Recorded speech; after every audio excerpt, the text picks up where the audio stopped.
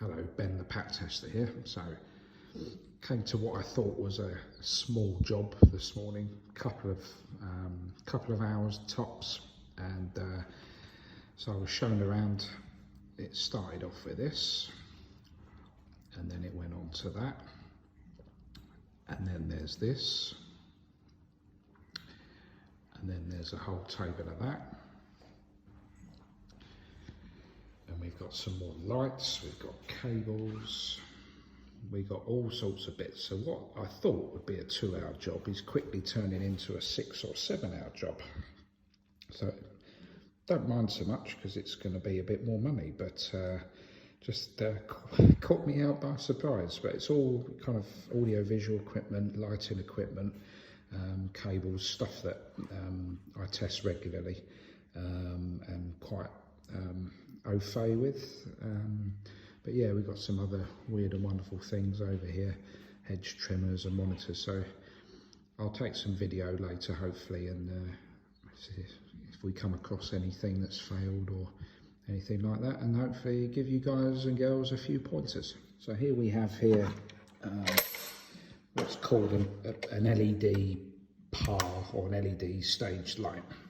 A lot of these lights, you'll see, they'll come with an IEC input.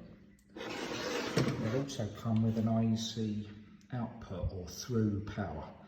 And when you're testing these, you need to do 2 tests on the actual appliance. So it's the test using the IEC input cable, because it's a metal cased class 1 appliance, so you can get an earth off of there.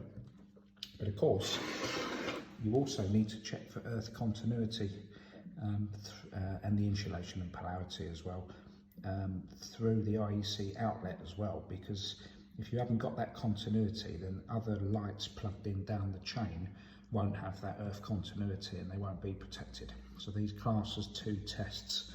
A lot of people will tell you otherwise, and they are most definitely 2 tests.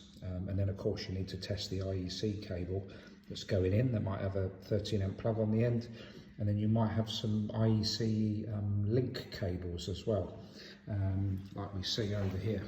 So you've got some link cables there, so they all need to be tested individually as well. So quite quickly the customer thinks it's just going to be a test on the cable or 1 test on the light, and you can very quickly have 4 or 5 tests per unit going on. So yeah, one to look out for, obviously one to be careful for when you price it up for a job as well. Okay, so here we've got some staged lights. Now, they're not too dissimilar from the kind of branded ones, the Chauvet or the ADJ ones. These ones are actually branded Marconi. You see a lot of these ones where they're of an all plastic construction, apart from a few screws. So you've got a couple of screws here. All the casing is plastic, but you do have a metal thread which goes through here on this little wing nut, and then you've got a metal yoke and a couple of exposed metal screws on the top. But they're not marked as class 2, so they are a class 1 appliance.